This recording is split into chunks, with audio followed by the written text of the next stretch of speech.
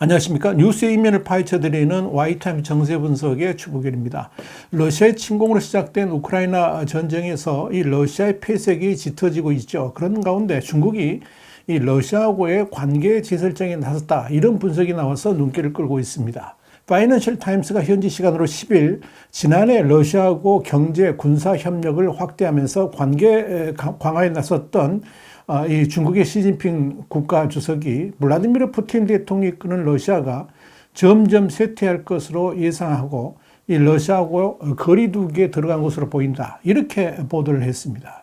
중국은 지금 러시아가 이 우크라이나 전쟁에서 승리하기 어려울 것으로 보고 있고요. 앞으로 세계 무대에서 경제적 외교적으로 영향력이 크게 줄어들어서 약소국으로 전락할 가능성이 크다, 이렇게 보고 있다는 것이 파이낸셜 타임스의 분석입니다.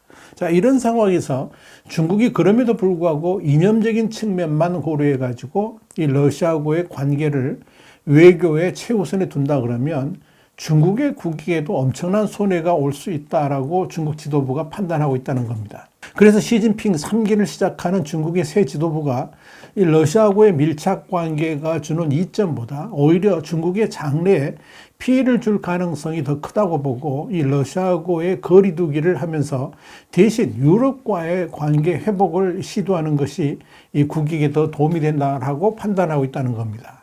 이와 관련해서 영국 싱크탱크인 채텀하우스의 중국 전문가인 유지의 수석 연구위원은 중국은 외교적으로 서방의 모든 국가와 경쟁하기를 원하지 않고 다자 외교 무대에서 고립되고 싶어하지 않는다 그랬습니다. 우크라이나 전쟁에서 러시아 입지가 크게 흔들리면서 중국이 러시아와 밀착할 이점이 현저하게 감소했다라고 평가했습니다. 지난 12월 시진핑 주석과 푸틴 대통령 간의 양자 관계 심화를 위한 화상 정상회담이 개최됐죠. 그런데 푸틴이 시진핑의 러시아 방문을 요구했지만 중국의 고위 관리들은 파이낸셜 타임스에 이날 정상회담에서 화기애애한 그런 관계 밀착 내용보다는 우크라이나 전쟁에 있어서 중국과 러시아 간의 견해 차이가 분명하게 드러났다라고 설명했습니다. 날이 갈수록 러시아군이 패퇴하면서 패배의 기색이 역력해지니까 중국 공산당 고위층 사이에서는 이 러시아에 대한 불신이 점점 깊어지고 있는 것으로 알려졌습니다. 러시아 문제를 다루는 한 중국 관리는 파이낸셜 타임스에 푸틴은 미쳤다 그러면서 중국은 러시아를 지지해서는 안 된다라고 신랄하게 비판할 정도로 이 러시아에 대한 불만과 불신은 극에 달해 있습니다. 더더욱 이런 러시아에 대한 불신은 지난해 2월 우크라이나를 침공할 때부터 시작된 것으로 보입니다. 다시 말씀드려서 러시아가 지난해 2월 우크라이나에 대한 전면 침공을 결정하고도 사전에 중국에 제대로 알리지 않으면서 불신이 싹 텄다는 거죠. 그리고 동시에 중국은 러시아가 전면 침공이 아닌 제한적인 군사 개입을 할 것으로 여겼다는 겁니다. 이런 보도 내용은 러시아가 우크라이나를 공격하기 20일 전인 이 베이징에서 시진핑과 푸틴이 만나서 회담을 한 후에 발표된 공동 성명의 흐름과는 상당히 상반된 것입니다. 당시 성명에서는 중국과 러시아의 협력에는 한계가 없다 그러면서 이 군사적 지원 가능성까지 언급한 바 있었죠. 파이낸셜 타임스는 이와 관련해 가지고 양 정상의 대화 내용이 구체적으로 알려지지 않아서 단정할 수는 없지만 취재를 종합해 보면 푸틴이 시진핑에게 동우크라이나의 분리주의자들이 러시아 영토를 공격해서 인도주의적 재앙을 초래한다 그러면 러시아는 여기에 대해서 가능한 모든 조치를 취할 것이다, 그렇게 말을 했고 시진핑도 여기에 적극 동조했다, 이렇게 정리할 수가 있을 것 같습니다. 시진핑도 러시아가 우크라이나를 전면 침공할 것이라고는 전혀 상상하지 못하고 있었다는 겁니다. 그런데 지난해 2월 24일 푸틴이 우크라이나를 전면 침공하니까 중국의 외교 책임자들이 푸틴을 향해서 저것은 미친 짓이다, 이렇게 말을 하면서 흥분했다는 겁니다. 파이낸셜 타임스는 이 러시아가 우크라이나를 전면 침공한 것에 대해서 중국의 외교부도 상당한 충격을 받았다라고 전했습니다. 실제로 중국은 차기 외교부장 후보로 유력하게 거론됐던 로이창 전 외교부 부부장을 돌연 중국의 방송 규제 당국인 국가광전총국 부국장으로 강등시켰습니다. 그런데 그 배경에는 우크라이나 사태에 대해서 정확한 정보를 얻지 못한 것에 대해서 그 책임을 물은 것으로 알려졌습니다. 로이청은 1986년 외교부에 입부를 해가지고 정책기획국장, 또 카자흐스탄, 인도 주재 중국 대사 등을 거친 정통 외교관료인데요. 이 중국 외교부 내에서 최고의 러시아 전문가로 꼽힙니다. 그런 글을 전문 분야하고는 전혀 무관한 TV와 라디오 방송 등을 총괄하는 그런 이 광전 총국 부국장에 임명했다는 것은 이례적이라 할 수가 있겠죠. 자, 여러분, 결국 이 중국이 이렇게 러시아하고 거리두기를 하겠다는 것은 러시아의 외교적 고립이 중국에게 영향을 미치지 않도록 하겠다는 전략인 것으로 보입니다. 파이낸셜 타임스도 중국의 행보에 대해서 러시아의 우크라이나 전면 침공을 사전에 몰랐다고 주장하면서 이 러시아하고 한 통속으로 묶이는 것을 막고 서방과 가까워지기 위한 전략이다, 이렇게 해석을 했습니다. 실제로 중국은 외교적 고립과 관련해 가지고 러시아하고의 동등한 대우를 받지 않기 위해서 상당한 외교적 제스처를 보내고 있습니다. 이를 위해서 인적 쇄신도 단행했죠. 그간 미국 등의 서방에 유독 강경한 발언을 했던 자오리젠 중국 외교부 공식 대변인이 최근에 영토와 해양 영유권 분쟁을 관할하는 국경해양사무사 부사장으로 갑자기 자리를 옮겼는데요. 이것도 이런 일환인 것으로 보입니다. 자오리젠은 SNS 팔로워만 100만 명으로 이를 이용해 가지고 서방 진영을 공격하는 무기로 활용을 했습니다. 또한 중국은 유럽 사회에 푸틴이 핵무기를 사용하는 것에 대해서 억제하기 위한 노력을 하고 있다 그러면서 유럽의 지도자들을 안심시키려고 하고 있습니다.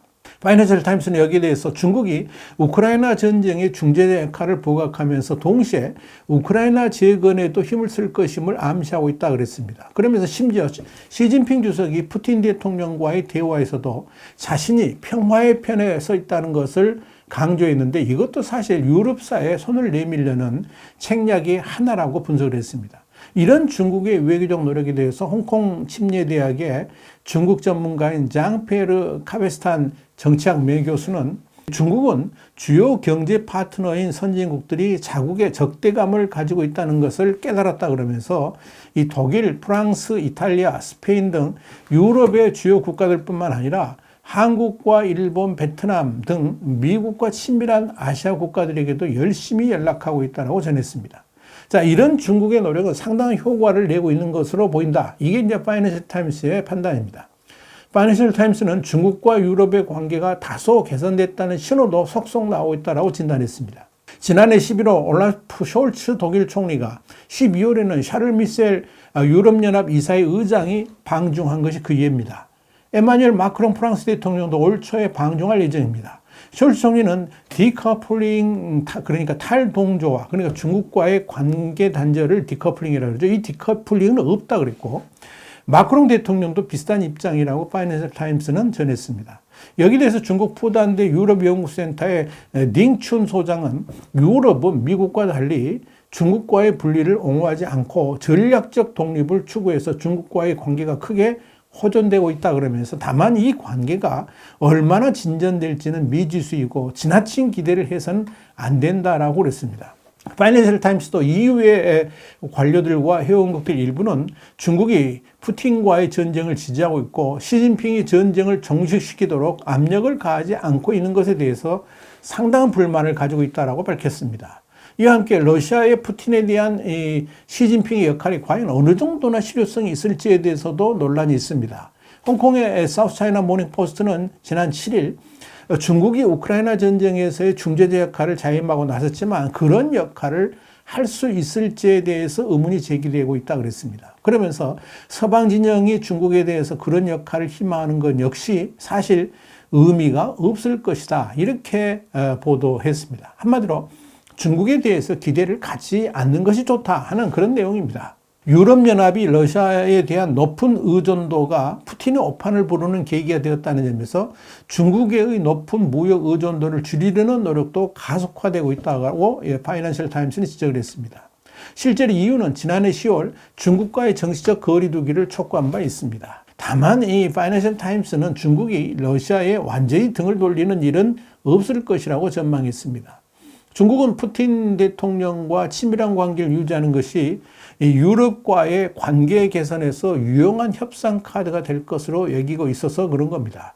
일례로 시 주석은 푸틴 대통령이 핵무기 사용을 억제하는 등이 중재자 역할을 맡겠다는 의도를 드러내면서 자신의 가치를 부각하려 하고 있는 겁니다.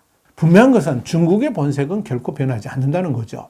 러시아가 폐석이 짙어지니까 이익을 쫓아서 유럽에 추파를 던진다는 것은 사실 이익을 쫓아 새로운 줄서기를 시도하는 것이지 그 이상의 의미는 없다는 거죠. 중국은 그동안에 유엔 등에서 철저하게 러시아를 옹호해왔고 러시아의 무기를 제공한 북한을 끌어안았습니다. 그것이 중국의 본색입니다. 그렇기 때문에 새롭게 화장을 고치고 유럽에 추파를 던지는 것에 대해서 중국의 본색이 무엇인지 분명히 인식해야 될 것입니다. 중국은 언제든지 표변할 것이기 때문에 그렇습니다. 와이타임 정세 분석이었습니다. 감사합니다.